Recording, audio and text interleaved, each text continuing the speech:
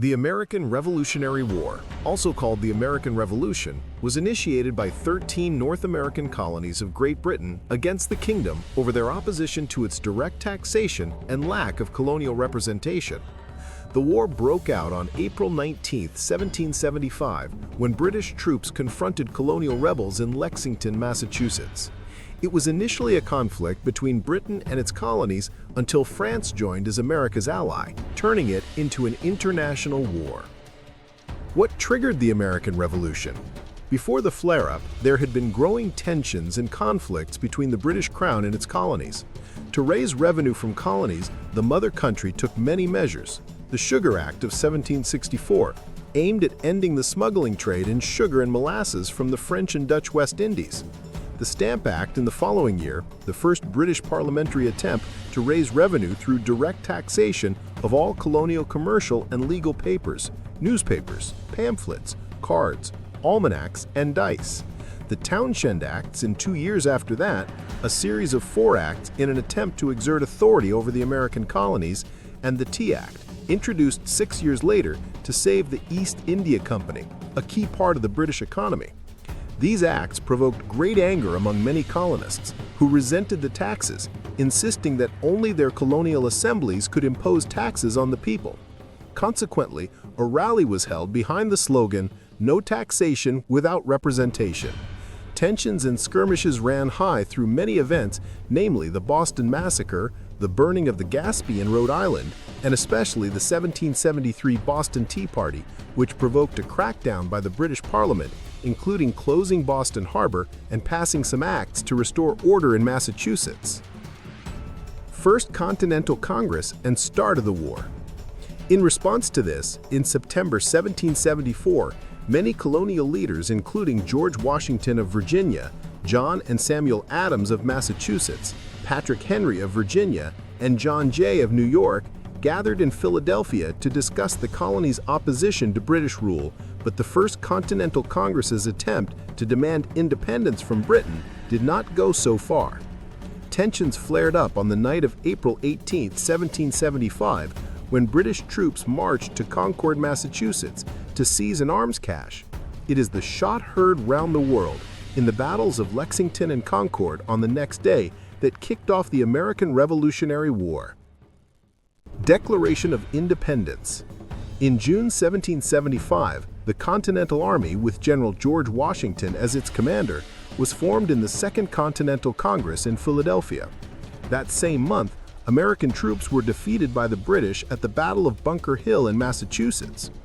This battle, on one hand, inflicted heavy casualties on the Crown troops, but on the other hand, it prepared the ground and boosted the confidence of the inexperienced Americans in the upcoming battles against the enemy. Throughout that fall and winter, the war went badly for the Americans, as they were outnumbered and outpowered by the British forces. However, in late winter, the balance of the fight was shifted when British artillery was captured at Fort Ticonderoga in New York. In March 1776, the British, led by General William Howe, the commander-in-chief of the British Army, retreated to Canada to prepare for a major invasion of New York. 1 year after the beginning, the Revolutionary War was at full scale, and by June 1776, many colonists demanded independence from Britain. On July 4, 1776, the Continental Congress adopted a Declaration of Independence written mainly by Thomas Jefferson. That same month, a large British fleet was sent to New York with the aim to crush the rebellion.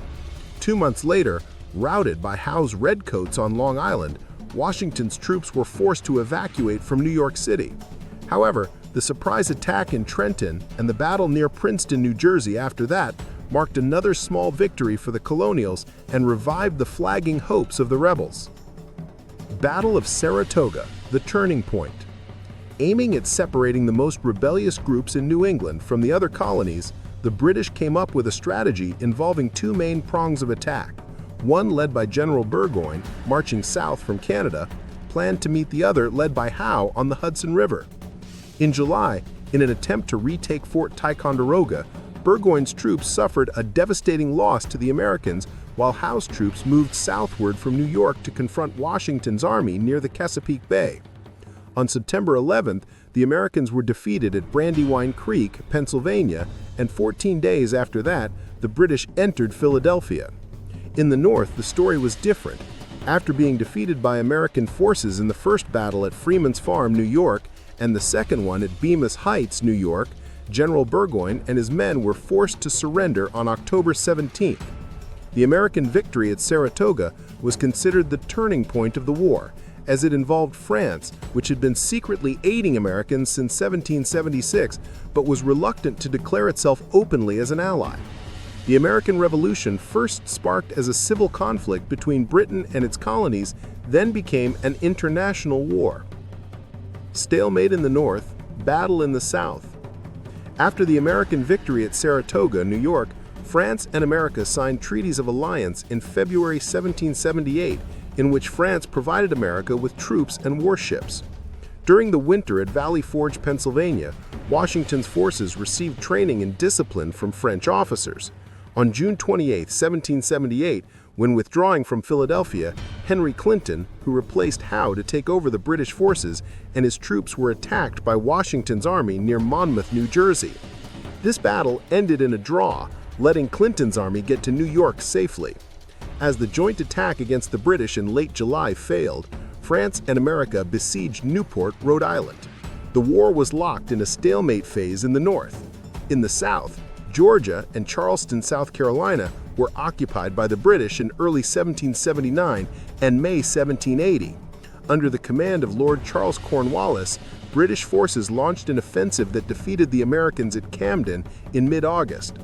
Later, on October 7th, American troops led by Isaac Shelby and John Sevier defeated Major Patrick Ferguson and one-third of General Cornwallis's army at Kings Mountain.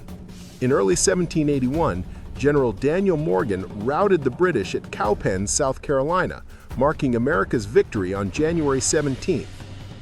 The end of the colonial era in the U.S. The last major battle of the American Revolutionary War took place at Yorktown, Virginia in 1781. Washington and French commander Rochambeau teamed up to prepare for an attack against Clinton's forces. With a total of around 14,000 soldiers and 36 French warships being surrounded and outpowered by land and sea by the Americans and French, Cornwallis and his entire army were forced to surrender on October 19, 1781. Following the battle at Yorktown and Cornwallis's surrender, the British still had its men stationed in some areas until the removal of their troops from Charleston and Savannah in late 1782. The war officially ended with the Treaty of Paris on September 3, 1783, by which Britain recognized American independence, marking the end of the colonial era in the U.S. To get more exciting videos like this, subscribe now and stay with us.